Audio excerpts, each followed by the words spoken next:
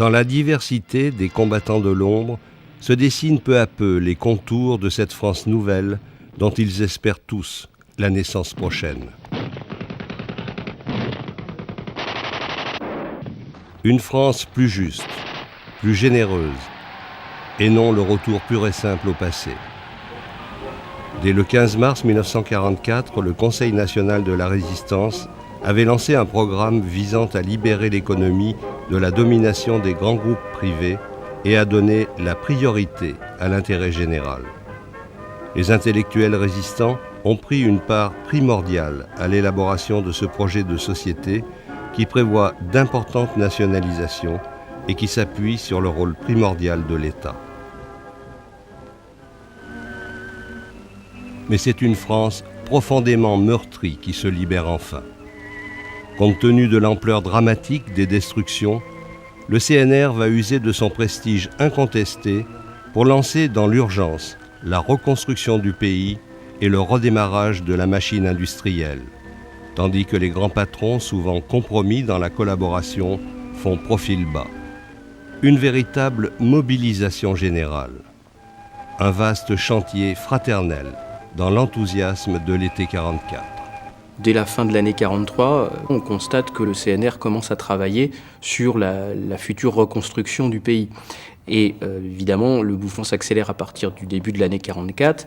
Et en mars 44, les deux objectifs principaux, les deux grandes orientations sur lesquelles se mettent globalement d'accord les membres du CNR, c'est la nécessaire reconstruction économique du pays, les moyens de cette reconstruction au travers d'une intervention plus importante de l'État. Et l'autre aspect, c'est comment promouvoir et reconstruire une forme de démocratie sociale en France. Le CNR s'inscrit dans deux traditions qui sont d'une part une tradition politique française qui est celle des programmes, des rassemblements politiques qu'on retrouve depuis la Révolution en passant par le milieu du XIXe siècle, où on a aussi déjà des exemples de ce type de programmes communs en quelque sorte. Et le deuxième grand référent du CNR, c'est aussi, je dirais, l'histoire du mouvement ouvrier français lui-même, l'histoire du mouvement syndical, qui déjà depuis un certain nombre de décennies se penche notamment sur, bien sûr, les questions de démocratie sociale, mais aussi sur le progrès économique et sur le rôle de l'État dans ce progrès économique.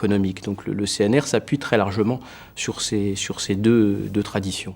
Un des fils conducteurs de ces mesures correspondait au souci, en fait, d'élaborer un contre-pouvoir à l'argent roi qui avait été la cause de la misère dans les années 30 et de la crise économique. Et parmi les mesures envisagées par le Conseil national de la résistance figuraient justement des mesures de contre-pouvoir à l'argent roi, telles que le retour à la nation des grands moyens de production, la nationalisation des banques et des industries clés.